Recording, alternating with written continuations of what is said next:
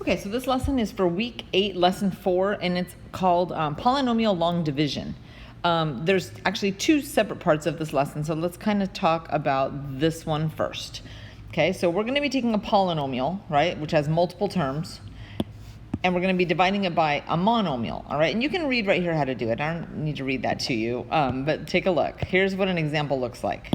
Okay, so on the top, clearly we have a trinomial, right? 3 terms, and we're dividing it by this single term, this monomial. All right, so what you have to do, it's really, really easy, is you're going to think of this, sorry about that, you're going to think of this as 3 separate fractions because there's a trinomial up on top. So it's almost like I'm going to divide this up into 3 separate parts, and each of them is going to have the same denominator. Right? Because that makes sense, right? If you were adding up fractions, as long as they have a common denominator, you can put them together. So really all I'm doing is I'm taking it back apart. Okay, so now you're going to simplify each of those fractions one at a time. So on this first fraction, 3 goes into 6 twice, one of these r's cancels out, and one of these s's cancels out. So this first fraction is just 2rs.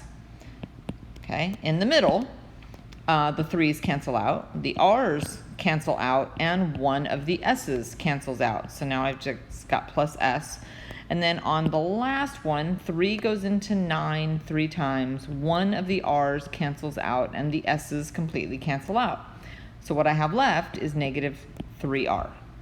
All right, so that's how you do a polynomial divided by a monomial. Now, we need to talk about how to divide a polynomial by a polynomial. There's 2 different ways, okay? This particular lesson is on long division, okay? And if you're reading my slide, you can see that it's ugly. I wish I could say that it's not. It's kind of ugly, but it's kind of like the quadratic formula in that it may be a little bit more work, but it always works, always. Whereas the next lesson you're going to cover, not on this video, but on the next one, you're going to do synthetic division. It's great. I love it. One of my favorite things in the whole world to do. But it has some conditions. It doesn't always work. And I'll talk about that on the next presentation. So let's talk about regular old long division, right? Back from 3rd grade, right? If you had, I don't know, let's say 153. Actually, 1,534. Let's do that. Divided by 3. I just want to remind you the steps here, because they're the same steps that you're going to have to do for polynomials. So first you see if 3 goes into 1, which it does not.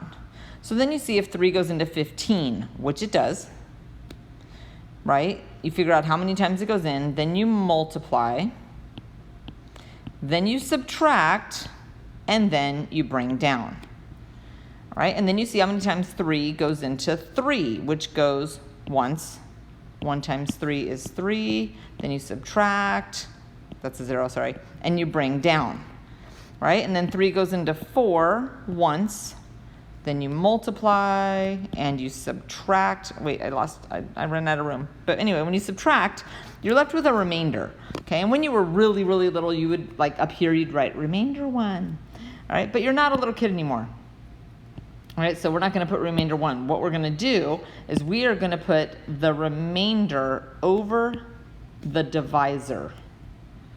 Okay, so just in case you don't remember the steps, they are, see how many times, so you're dividing, then you're multiplying, then you're subtracting,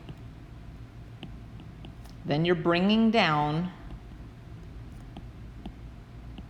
and then you repeat. Right? Those are the steps for long division. If I had to pick one of these to be the most important, it is this one. Okay? The subtract step. And you'll see why in just a minute or 2. All right. I will do an example of this. It's kind of important. If you're missing powers of x, you're going to have to put in zeros. I guarantee I have an example of that, so don't worry. I promise I'll show it to you. Okay, so here's an example. Okay, so we are going to divide this really big, long polynomial, 2h cubed minus 5h squared, plus 22h plus 51. We're going to divide it by 2h plus 3. Okay, so the first step is to figure out how many times you can get 2h to go into 2h cubed. Okay, in other words, what would you have to multiply by? All right, and you would have to multiply by h squared. H squared. Okay, and the reason I put it over here is because there's already an h squared down here. You want to keep things nice and organized and in a nice column. Okay, so now you're going to multiply, right? We're on the multiply step. So you're going to multiply by both of these. What that means is you're going to distribute. So check it out. When you multiply, you get 2h cubed plus 3h squared. All right? Now, this again is the most important part ever. Let me erase some stuff so it's out of my way. I'm just trying to figure out. Here we go. Let me erase. Oh, that's not what I wanted. Let's see if I. Nope, that's not doing it either. Okay, maybe I won't be erasing. Put that 2h back. Okay, so when you subtract, right, I am subtracting all of this. Now, it makes perfect sense that 2h cubed minus 2h cubed becomes 0.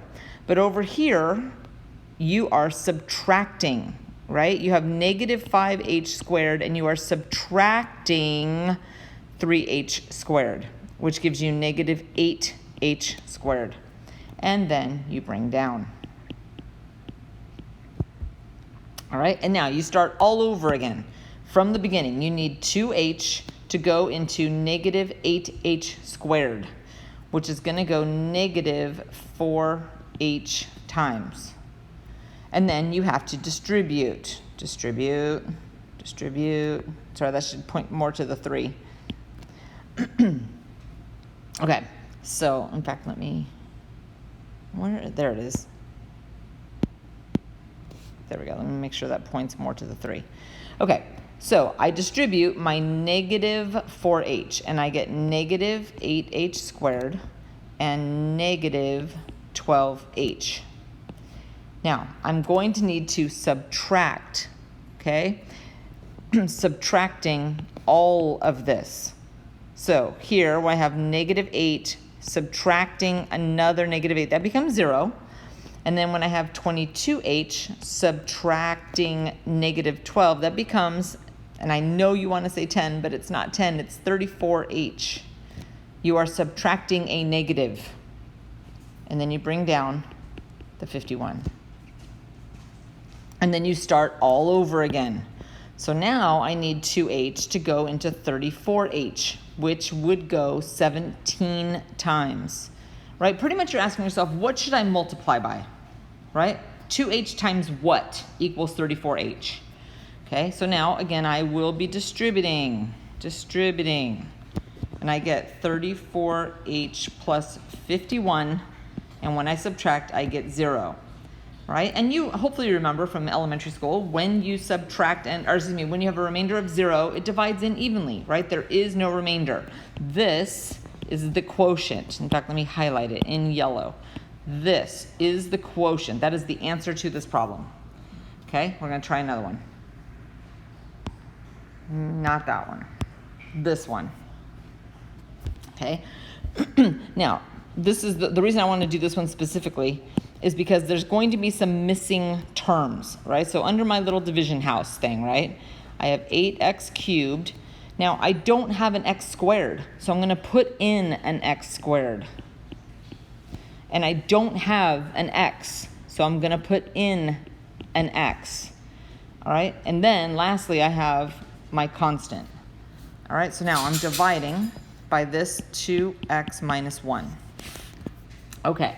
So step 1, I need 2x to go into 8x cubed. In other words, what should I multiply by? I would have to multiply by 4x squared. When I distribute that red 4x squared to this binomial, I get 8x cubed minus 4x squared.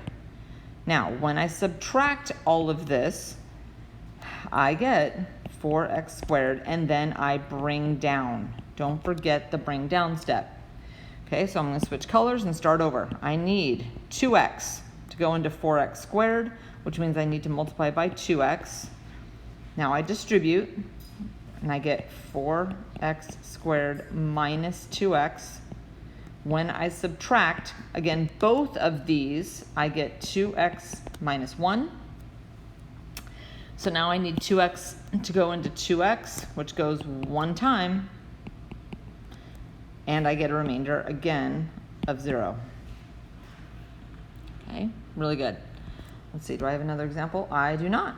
All right, so actually, let me go back to this one really quick. I know this notation looks strange, but I want you to see that all this does is it puts it in the denominator. So it is a division problem. In fact, let me do this real quick, because I think this one has a remainder. I can't remember. I haven't done this problem in a while, but that's okay. All right, so I'm going to be dividing by x plus 1. Okay, so x into 2x cubed is going to go 2x squared times. I distribute.